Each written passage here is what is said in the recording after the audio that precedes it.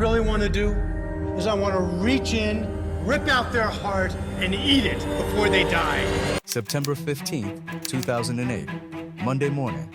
Millions of Americans wake up, pour their coffee, and turn on the news. What they hear stops them cold. Lehman Brothers, one of the most powerful banks on Wall Street, is gone, bankrupt overnight. $639 billion in assets vanished. It was the single largest bankruptcy in American history, and it nearly brought down the entire world economy. The story begins not on Wall Street, but in a small shop in Alabama. 1.8 German immigrant named Henry Lehman arrives in America with nothing but ambition. He opens a dry goods store in Montgomery, Alabama, selling groceries and tools to local farmers. His brothers Emmanuel and Meyer soon join him, and together they build something small but solid. Lehman Brothers. Cotton was king in the American South, and the Lehman Brothers started accepting it as payment. They became brokers, middlemen between farmers and buyers. That simple idea, connecting people with money, would define Lehman Brothers for the next 150 years. They moved to New York. They helped finance the railroad boom. They survived the Great Depression, 2 world wars, and multiple financial crises. By the late 20th century, Lehman Brothers wasn't just surviving, it was one of the most respected investment banks in the world. But respect, as it turns out, doesn't make you bulletproof. The 1990s and early 2000s were good times on Wall Street. The economy was booming, money was flowing, and Lehman Brothers was riding the wave perfectly. Under CEO Dick Fuld, nicknamed the Gorilla for his aggressive style, Lehman transformed itself into a financial powerhouse. I had 60 calls with Dick Fuld. Fuld had been with the firm since 1966. He was obsessive, driven, and completely loyal to Lehman Brothers. To him, the firm wasn't just a job, it was everything. And under his leadership, Lehman's profits soared. By 2006, the firm was reporting record revenues. Stock prices were climbing, bonuses were enormous. Then came the opportunity that seemed too good to pass up: the American housing market. Banks across America were handing out mortgages to nearly anyone who asked. Homes were being bought and flipped for quick profits. Property values were rising every single month. Lehman saw this and went all in. They didn't just lend money for homes, they bought entire mortgage companies. They packaged millions of risky home loans into complex financial products called mortgage-backed securities and sold them to investors around the world. It was generating billions in profit. Everyone inside Lehman believed the party would never end. They were wrong. Section 3. The warning signs.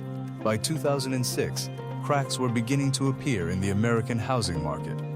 Home prices stopped rising. Then, they started falling. Millions of Americans who had taken out risky mortgages, loans they could barely afford, started missing payments.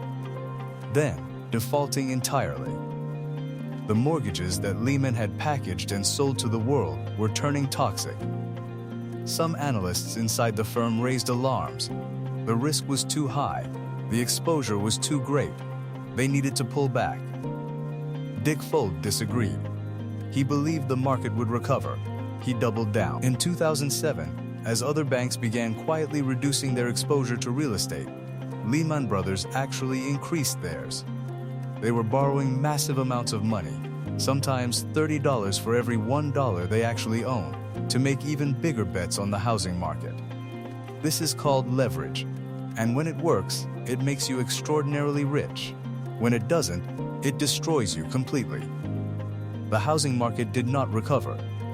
By early 2008, Lehman was in serious trouble. Their assets, all those mortgage-backed securities, were losing value fast. Their stock price was collapsing. In March 2008, the U.S. government stepped in to rescue Bear Stearns, another major bank on the edge of collapse. Lehman's executives breathed a sigh of relief. Surely, they thought, the government would do the same for them. But as the months passed, the losses kept mounting. By September 2008, Lehman had lost billions. Investors were fleeing. No one wanted to buy the firm or inject money to save it.